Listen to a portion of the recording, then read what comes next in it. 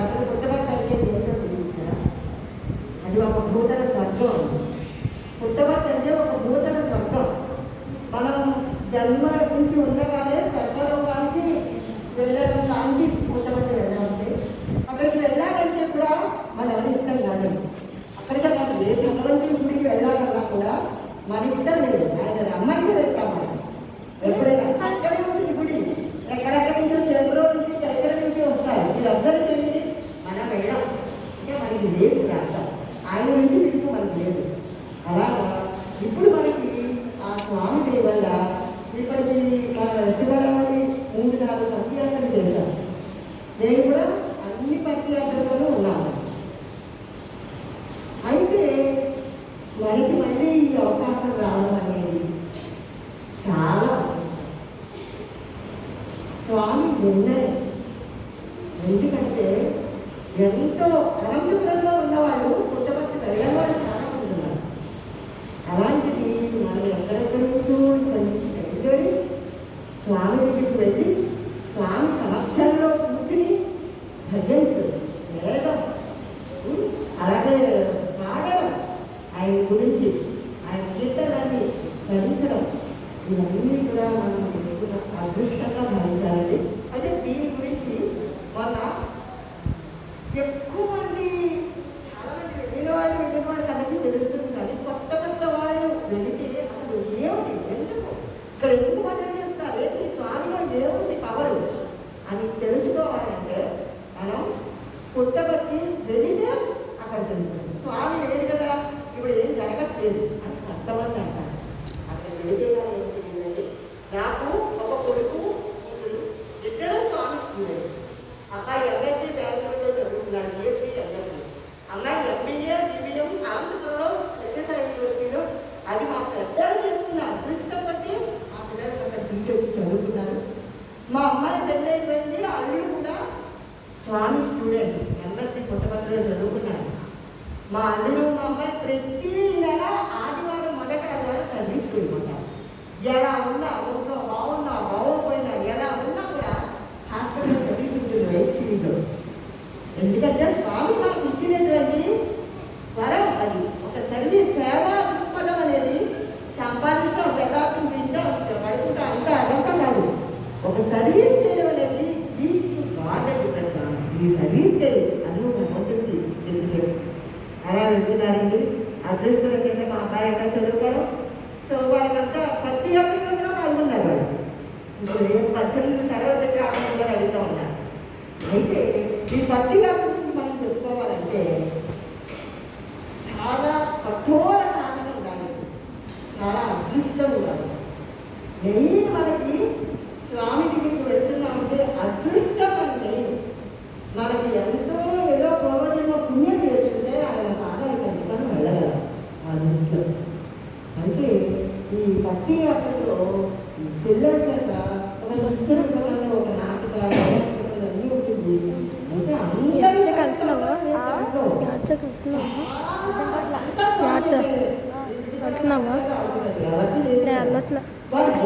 Next time కూడా ఆయన select కాదు.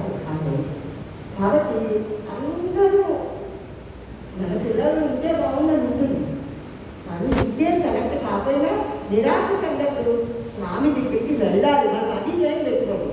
మా పిల్లలు నాటిలో ఉంటే వస్తూ ఉంది, డ్యాన్స్లో ఉంటే వస్తూ ఉంది కాదు. వాళ్ళు ఉన్నారని మనకు చూపించే బాధ్యత పడుతుంది. ఎందుకంటే యాజ్ ఎ వాలంటీర్ స్టూడెంట్స్గా స్వామి గురించి చెప్తూ ఉంటారు. స్వామి తల్లిదండ్రులు ఎన్నో ప్రదేశాలు మనకు ఆపరేట్ ఇస్తారు, అందులో రాస్తారు, అది అన్నీ చూపిస్తారు. కాబట్టి మనం ఏమనుకుంటే చిన్న పళ్ళ ట్రీట్మెంట్లో ఉన్నారేమో అది కూడా మాకు చెప్తున్నాను. మీకు అర్థమవుతుందా నేను మాట్లాడింది? అర్థమవుతుంది కదా, సో నో ప్రాబ్లం. అయితే అండి మొన్న మా చేసే గురువుని మీటింగ్లో చెప్పింది ఏంటంటే, చెప్తున్నాను కదా, పుట్టపర్తి వెళ్ళాలంటే కఠోర సాధన చేయాలి కదా. ఎండ కానీ ఆహారం కానీ అన్నీ స్వామి తీసుకుంటారండి. స్వామి మనకి ఇంత వెంట జంట కంట అంటే మనం ఫుల్గా ఆయన్ని మనం కోరుకోవాలి. ఇప్పుడు కూడా ఎప్పుడైనా అంటే భగవంతుడు మనం మనస్ఫూర్తిగా కోరుకుంటే ఆయనే మనం చూసుకుంటాం. అయితే ఈ మేము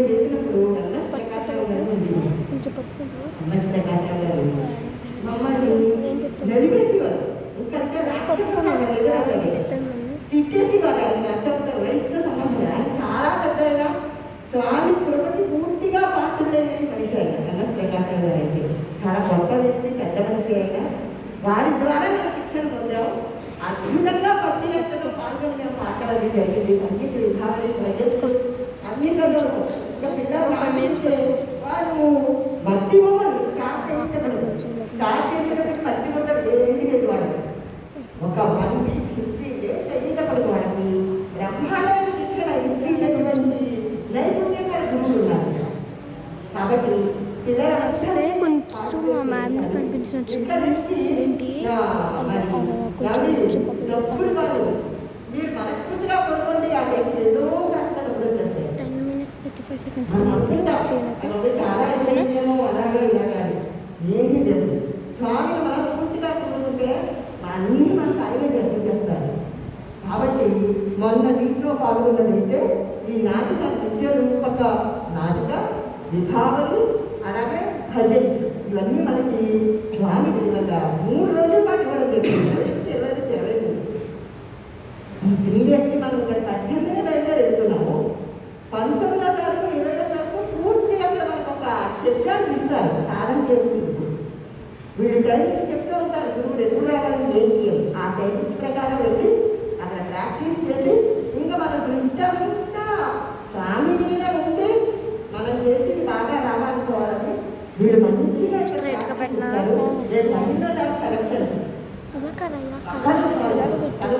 కర్మలో తారీఖు ఆ రోజు కరెక్షన్ అందరూ ఈ తీసుకొచ్చే పిల్లలు 200 పిల్లల్ని తీసుకురావాలంటారు. వాళ్ళు మనం చెప్పింది ఏంటంటే 200-300 మంది పిల్లలు వస్తే మనకు అక్కడ కావాల్సిన 80 మంది 100 మంది తప్ప పిల్లలు అవసరం ఉంటారు. ఈ 200 మంది పిల్లలు 80 మంది అంటే మిగిలిన వాళ్ళు అందరూ కూడా మరి ఇందులో ఎవరు సెలెక్ట్ అవుతారో మనకు తెలియదు. అంతా స్వామి తెలియదు. చిన్న యాక్టింగ్ ఏదో చెప్పితే ఎలా తెలియదు చేయిస్తారు వాడి చేత. వాడు బాగా చేస్తే కనుక వాళ్ళు ఉండడం జరుగుతుంది. ఒకవేళ వాళ్ళు లేకపోయినా నిరాశపడదు. ఒక్కసారిగా పుట్టబట్టి వెళ్ళాలి. స్వామి వైభవం చూడాలి. చూస్తే కానీ మనకు తెలియదు. కాబట్టి అందరూ మనకి ప్రశాంతి చాలా ఈజీ లేదు. హాయిగా పుట్టబట్టి ఈ వరకు పుట్టబట్టి వెళ్ళాలంటే మా మామగారు వాళ్ళు ఎంత కష్టపడేవారో. విజయవాడ ట్రైన్, విజయవాడ నుంచి ధర్మవరం ట్రైన్, ధర్మవరం నుంచి ఎంత కష్టపడి వెళ్ళేవారు. మా మామగారు ఫస్ట్ నుంచి 15 నెలల నుంచి స్వామిది మన ముందర కష్టపడి దాన్ని లెక్క మాట్లాడడం జరిగింది. అలా అష్టమాల దగ్గర నుంచి మా ఊరు తరఫా పిల్లల తరఫా స్వామి పట్టిన పట్టు పట్టగలే పట్టింది పట్టిన పట్టు వదలన్నా స్వామి అది చెప్పింది. నువ్వు పట్టుకో కాదాలు, నువ్వు ఏ భగవంతుడైనా కానీ నువ్వు నమ్ముకున్న వాడు వదలవు. నీకేదో కష్టం వచ్చింది, నేను ఈ దేవుడే నమ్ముకున్నాను, నేను వెళ్ళిపోతాను దుర్గా వెంకటేశ్వర స్వామి దగ్గరికి వెళ్తాను, నమ్ముకున్నాను, అప్పుడు చదవలేదు బాబా దగ్గరికి. ఇది కాదు, ఏదన్నా మనలోనే ఉంది. ఏది చేసినా కూడా మనం చేసిన దాన్ని బట్టే ఆ రియాక్షన్ అనేది మనకు ఉంటుంది. కాబట్టి ఈ పుట్టబట్టి ఎలా చెప్తున్నాను అందరూ కొత్త అందరూ చాలా చక్కగా ఉంటుంది. భక్తి అంటే ఎంత బాగుంటుందో ఇస్తే ఉండదు మనకి.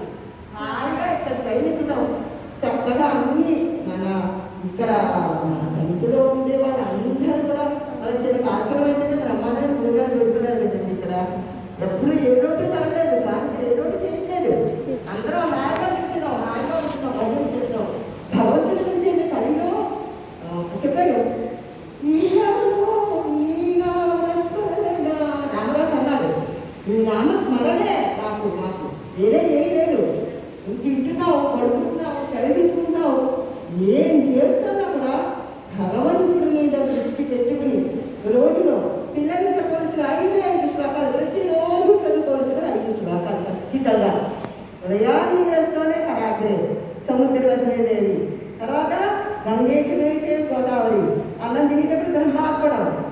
ఇంకా శుక్రాంబరం సరస్వతి అనేది చదువుకున్నప్పుడు ఖచ్చితంగా చదువుకోవాలి. శుక్రాంబరం ఒకటి, సంతోషం శుద్ధి ఒకటి, అవన్నీ చదువుకోవాల్సింది.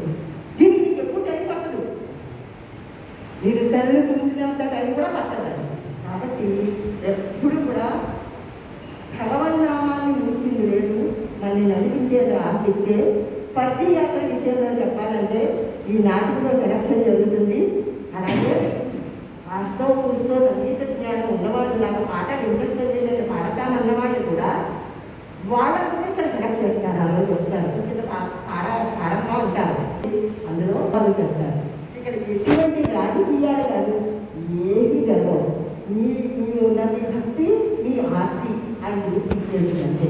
కాబట్టి ఈ భక్తి అసలు అందరూ కొత్త వాళ్ళందరూ ఇన్వాల్వ్ అయ్యి మంచి అద్భుతంగా జరిగేటటువంటి యాత్ర. దానికి అన్ని ఫెసిలిటీస్ కూడా అక్కడ అందరూ తీస్తారు, అన్నీ హ్యాపీగా జరుగుతుంది. స్వామి చూస్తూ ఉంటారు మనకి. నేను ఎందుకంటే మూడు భక్తి యాత్రలు చేశాను కాబట్టి మాకు చాలా అనుభవం.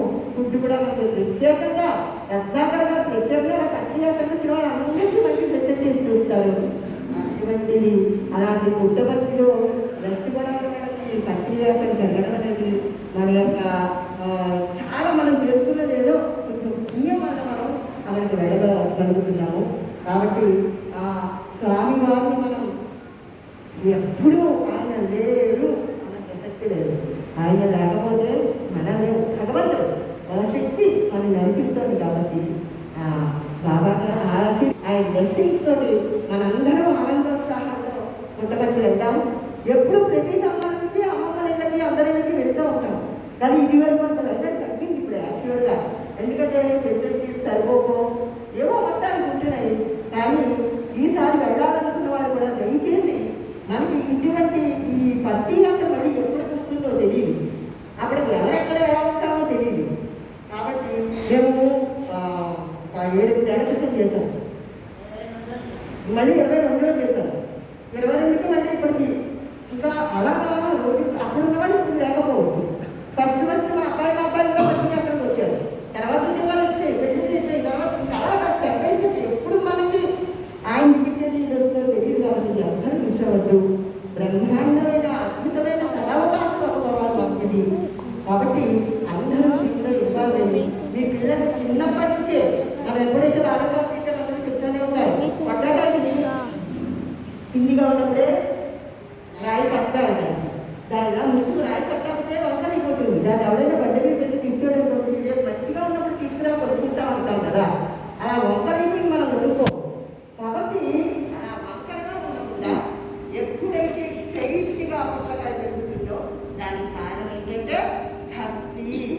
భక్తి అనేటటువంటి ఒక రాయి, అంటే మనంతా రాయి కొట్టుకుని తిరగమని కాదు, మనసులో భక్తి అనే భావాన్ని చిన్నప్పటి లేత వయసు నుంచి కలిగించుకోవాలి. దానికే బాల వికాసం అనేది. ఎందుకంటే నువ్వు నిత్యం చేసి దానికి ఒక్క ఆదివారం ఒక గంట దాని పేరెంట్స్ కూడా సపోర్ట్ చేయాలి. ఆదివారం మగానికి వెళ్తుంది, మా అమ్మాయికి ఆదివారం ఒక ఆదివారం నాకు ప్రయత్నించుకుంటుంది కాదు. మేమేమి దగ్గర రూపాయలు వసూలు చేసుకోవట్లేదు. మేము ఆ దేవుడు అన్ని పనులు పూర్తి చేసేసుకుని ఇంట్లో మీ గురించి వెయిట్ చేస్తాం పిల్లల కోసం. ఎందుకు మీకు 4 మంచి ముక్కలు చెప్పాలనే ఉద్దేశంతో. మీరు భవిష్యత్తులో ఎంత ఎదిగినా కూడా తరగని నిధి బాలయ్య. ఎంత ఎదిగినా కూడా మీరు మీ పిల్లలు వింటున్నారు. మీకు ఎంత కాలమైన ఈ శ్లోకాలు ఇవన్నీ కూడా first class second class third class ఆ సిలబస్తో అయిపోతాయి. ఆ క్లాసుకి ఈ సిలబస్ జీవితాంతం నిలబడే సిలబస్. కాబట్టి ప్రతి ఒక్క భారత క్లాస్ పిల్లలు యాక్టివ్గా పార్టిసిపేట్ చేయండి. పేరెంట్స్ కూడా ఇన్వాల్వ్ అవ్వండి. అద్భుతమైన అవకాశం, స్వామికి అవకాశం మంచిది. కాబట్టి ఇంకా అక్కడ చెప్పిన విషయాలు ఏంటంటే రేపు 13వ తారీఖు సెలెక్షన్స్ అందరూ తప్పకుండా రండి.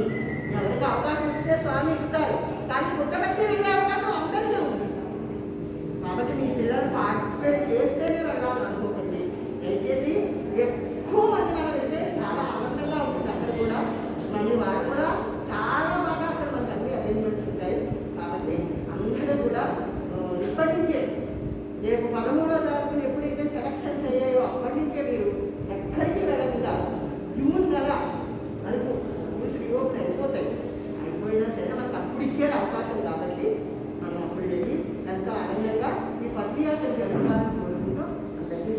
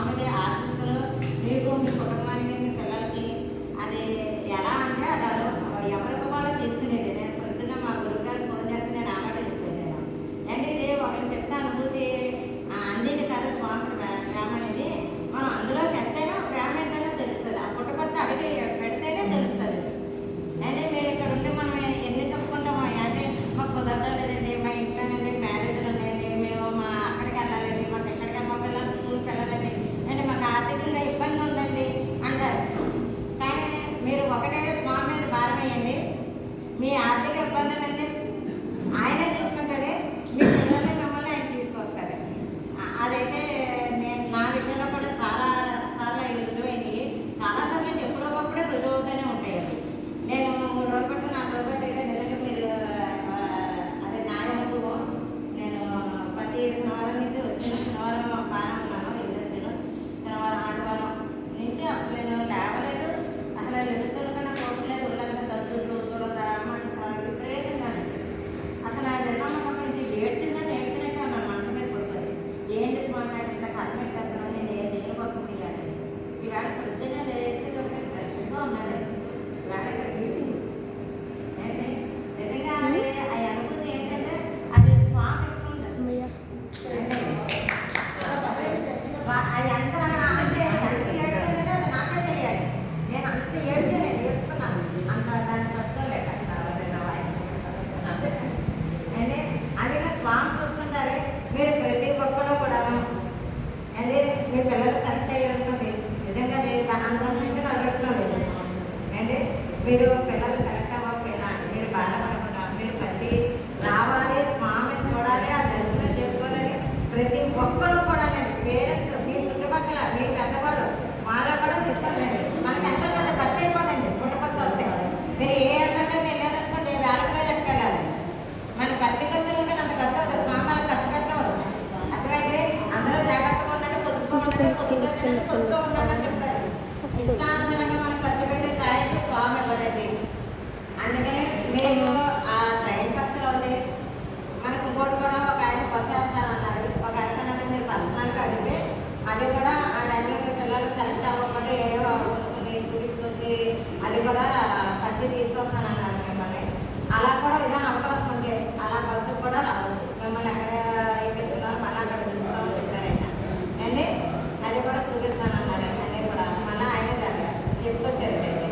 అందుకనే మీరు మీ చుట్టుపక్కల మీ ఇరుగు పొరుగు మీ చుట్టాలు మీ బంధువులు అందరికీ చెప్పండి, స్వామి దగ్గరికి తీసుకెళ్ళండి అండి. తీసుకొచ్చి ఒకసారి అక్కడ అడిగి పెట్టండి. ఆ రామతత్వం ఏంటంటే వాళ్ళ అనుభవం నేను కూడా చెప్పలేనండి స్వామి. అర్థమైందండి. నాకు కూడా ఒక రాధాకృష్ణ గారని బాలకృష్ణ గారు నారాయణమూర్తి గారని ఉండేవారు. నేను అంటే మనకు ఆర్థికంగా ఇబ్బందులు బాగా ఎక్కువగా ఉండడం వల్లనే బట్టలు మీ శారీ చంపేదండి. సంచులను బట్టలు వేసుకోలేండి. ప్రతి ఇంటికి వెళ్ళేదానండి. మా నాన్నగారు బట్టలు కొట్ట పెద్ద బట్టలు కొట్ట చూడాలి పెద్ద పేరు ఉన్నాయండి. కానీ నేను ఇప్పుడు కూడా నాకు నేనుగా నేను నిలబడాలి. ఎవరికైనా ప్రతిగా నేను తినాలి, తినకూడదు. ఒక రకమైన మెంటాలిటీ కూడా ఇప్పుడు కూడా ఎవరి మీద ఆధారపడకుండా నా సైకిల్ ఎక్కిందండి, దిగిందండి. అలాగే అప్పుడే కూడా నాకు రేషన్ గారు కూడా పరిచయం. అలాగే ఆ ఇంటికి కూడా నేను బ్యాగ్ తీసుకొని బట్ట తీసుకొని వెళ్ళేది. అంటే అలా తిరిగినప్పుడు నాకు రాధాకృష్ణ గారని నారాయణమూర్తి గారు కలిసి స్వామి దగ్గరికి భజన పెట్టుకుంటే బాగుంటుంది కదా అని నేను వాళ్ళ ద్వారాగా నేను ఈ సంస్థలోకి వచ్చాను. ఈ సంస్థలోకి వచ్చాక ఈ భజనలుగా నీకు రుచి అన్నీ చేసేటండి. మా వారు చెప్పారు, నువ్వు వెళ్ళి నేను అడ్డుపట్టలేదురా అన్న. అంటే నన్ను అలాగే మెహర్బాబు భజన కూడా పిలిచారండి. అంటే ఏ భజన తక్కువ చేసి మాట్లాడడం కదండి, మాట్లాడకూడదు. భగవంతుడు అన్ని రూపాయలు అన్ని చోట్ల ఉన్నాడు. మెహర్బాబు భజన పిలిచారు. అలాగే శ్రీడి సాయి భజనకి నన్ను కొద్దిగా ఇంట్రెస్ట్ అని నన్ను పిలుస్తారు. ఎవరో ఒక ఐదో భజన అంటే తెలియదు. కానీ ఏ భజనకి వెళ్ళినా నాకు దొరికిన మనశ్శాంతి ఏంటో తెలుసండి, స్వామి దగ్గర వచ్చేది. నాకు స్వామి దగ్గర వచ్చాక నిజంగాను అది నేను చెప్పుకోలేను. స్వామి దగ్గర వచ్చాక నాకు ఆ మనశ్శాంతి, ఆ నిశ్శబ్దం, ఆ భజన తత్వం ఇక్కడ మమ్మల్ని ఎవరు డబ్బులు అడగలేదు అంటే ఎవ్వరో మీరు డబ్బులు ఇచ్చారా ఎవరైనా అడగరు. ఎవ్వరు చూడాలండి. ఇక్కడ చీరల గురించి నగల గురించి మాట్లాడుకోరండి. నేను మీ ఆర్థిక ఇబ్బందుల గురించి కూడా ఇక్కడ సంస్థలో మాట్లాడుకోరండి. ఇప్పుడు నేను వేడ వచ్చానంటండి, బాగున్నా కదా ఏంటి మధ్య రావడం ఇదేంటి, ఏ ఆరోగ్యం బాగాలేదా అని అడగాలి తప్ప నువ్వేంటి అని అప్పుడు అడగరు. ఈ సంస్థలో జరిగేదే ఎన్ని సంస్థలు కానండి, ఈ సంస్థలో ఇది ఒక్కటి మనకి ఖచ్చితంగా జరుగుతుందండి. ఇప్పుడు కూడా ఎక్కడ కూడా మనం ఎక్కడికైనా నగల గురించి చీరల గురించి మాట్లాడుకుంటారు. కానీ ఈ సంస్థకి ఎందుకు చెప్తున్నామంటే ఈ సంస్థలో మనకి డబ్బుతో సంబంధం లేదు, భగవంతుడితోటే మనకి సంబంధం అండి. అటువంటి భగవంతుడు మనకు కావాలంటే ఇక్కడికి రావాలి. ఇక్కడ ఇంకోటి పిల్లలను కూడా మీ అందరికీ దయచేయండి. పేరు పేరున కూడా నా సాయిరాం అండి. మీ పిల్లల్ని మీరే శ్రద్ధగా పంపాలండి. మీరు స్కూల్కి శ్రద్ధగా పంపుతున్నారు కదండి, బాలవికాస్ ఎందుకు పంపడం లేదండి? బాలవికాసం మీరు ఆ మేడం గారు చెప్పినట్టుగా మేము వర్క్ అంతా చేసుకొని కూర్చుంటాం మీకోసం, మీ పిల్లల కోసం. ఏదో మాకు స్వామి ఇచ్చిన 4 ముక్కలు మాకు వాళ్ళకి చెప్దాం కదా అని. అంటే దానికోసం ఎంతమందో ఎన్నెన్నో షాపులు చెప్తారు. ఫోన్లు చేసి కూడా మేము అడిగితే ఏమన్నా పంపించలేదు ఏంటంటే పంపించండి, అది నేర్పుతామండి, ఇది నేర్పుతామండి, అదండి ఇదండి అని అన్నీ చెప్తాం పేరెంట్స్కి. కానీ దాని వాళ్ళకి ఎందుకు మీకు దీనివల్ల అంటే మేము డబ్బులు తీసుకోవడం లేదనే లేదు. అదొకటి ఉంటుందండి. కానీ దయచేసి మీరు మీ పక్క వాళ్ళు మీరు అందరికీ తోటి వాళ్ళు అందరూ ముందు పేరెంట్సే బాధ్యత అండి, పిల్లలతో కాదు. స్కూల్ పంపుతున్నాక తయారు చేసి అండి.